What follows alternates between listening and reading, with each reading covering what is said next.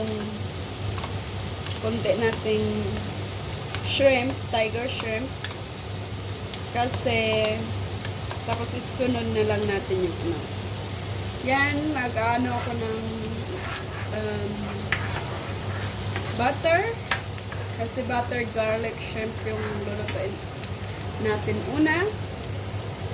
Then, ilalagay natin ang ating garlic. Pero hindi natin natawa siya ubusin. Yan lang.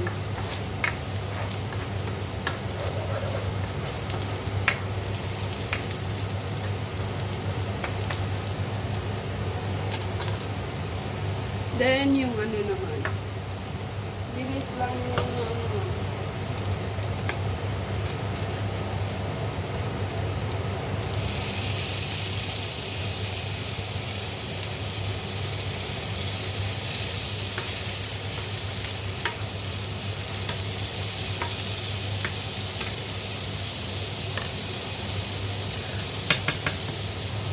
Isisunod natin siya ng asin. Konti lang. Then, black pepper.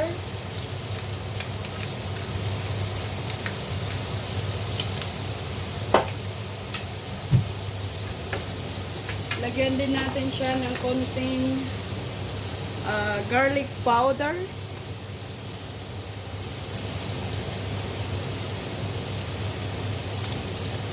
Kasi konti lang din naman yung niluluto natin ngayon.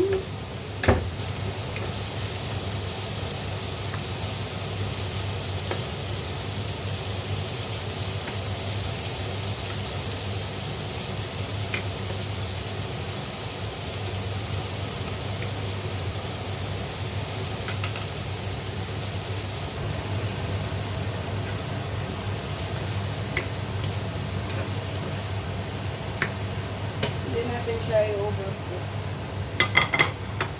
So, okay na yun siya. Lagay natin sa plato.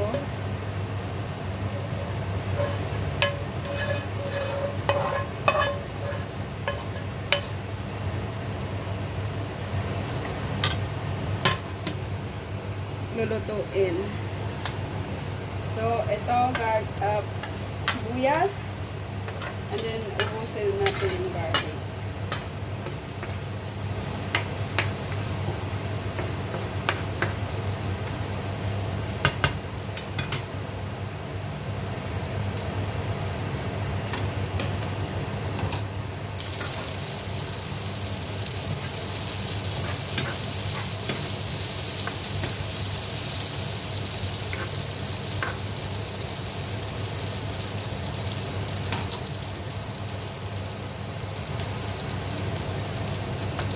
Then, lalagyan natin ng konting light sauce, soya sauce. Soya sauce.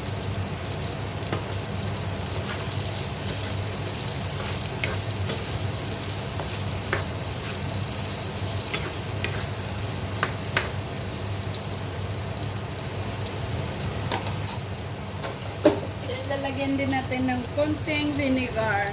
So, isang taka lang.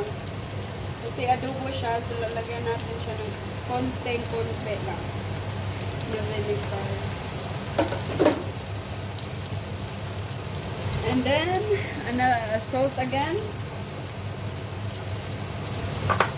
Then, pepper.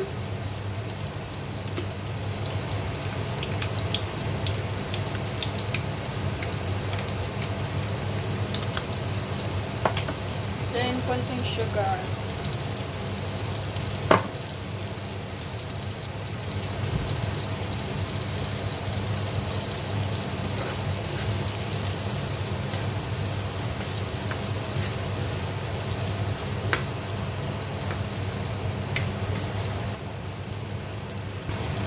Then, lagyan natin siya ng super konting water para lang siya maluto.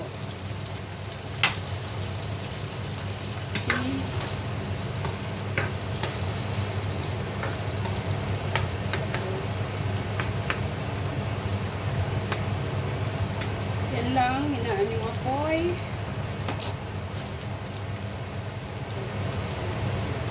yung ano ko kasi sa pagluluto, much better na at first na matabang kaysa masubraan mo ng kunyari yung asin, kasi mas mahirap i-adjust yung lasa pag nasubraan mo ng alat or nasubraan mo yung medyo tamis, depende sa ano mo, mas mahirap yun i-adjust yung lasa. So much better na yung kulang muna ng condiments kaysa ano, sobra-sobra yung condiments or yung pampalasa nilagay mo, which is mas mahirap siya i-adjust. Kaya ako, tansya-tansya lang ako, pero I make sure na hindi yung maalat at the first time na nilalagyan ko siya ng seasoning.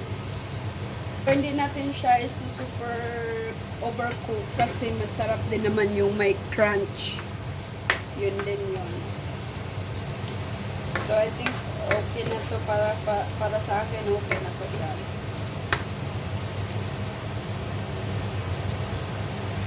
Yan ang ating lunch, pang lunch. And then magkuha din tayo ng orange juice.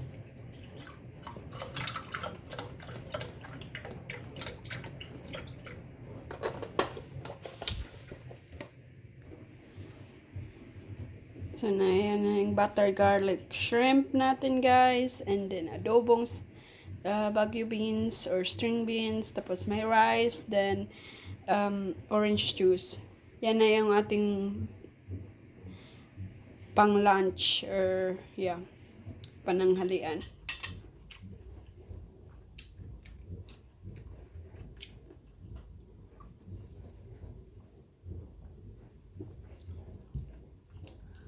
Yung isa, mamaya na siya kakain.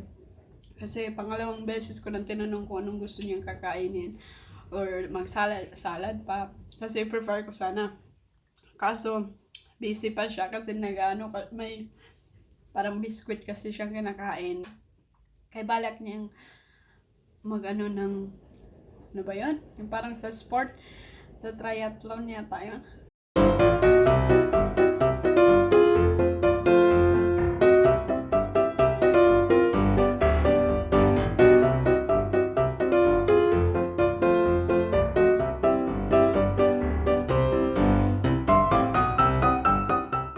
So guys, tapos na akong kumain. Tapos yung isa, magpapaluto ng chicken breast.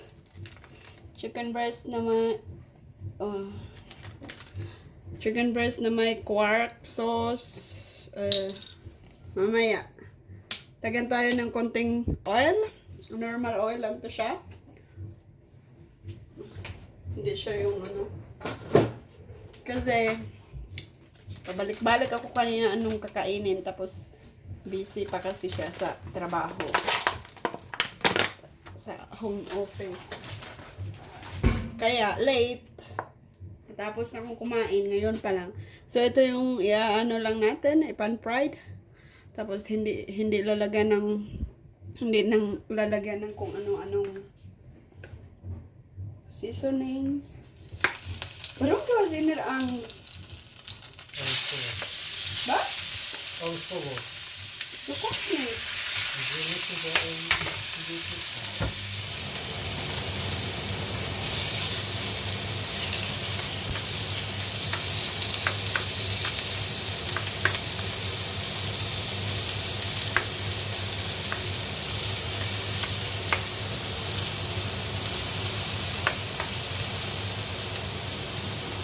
So, yung sauce na ilalagay natin is, ano to siya, Quark.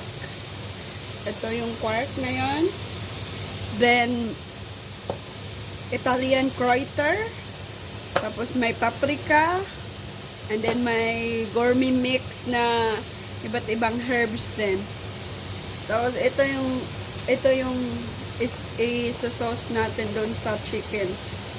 Pero, hindi natin to siya lulutuin. Parang, ano, kumbaga guys, na style. Salad. Chicken salad.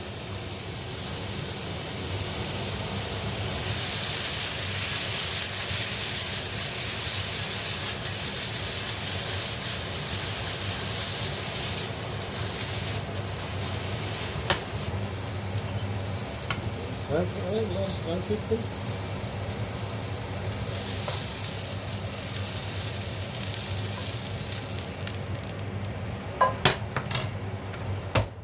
Där må man bli. Genau.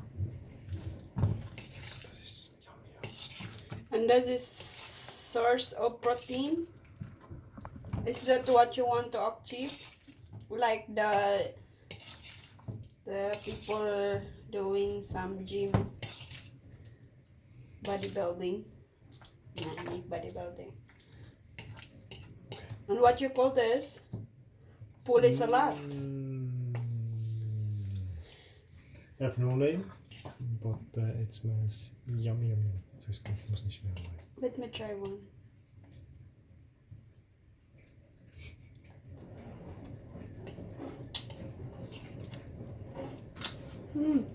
It's okay.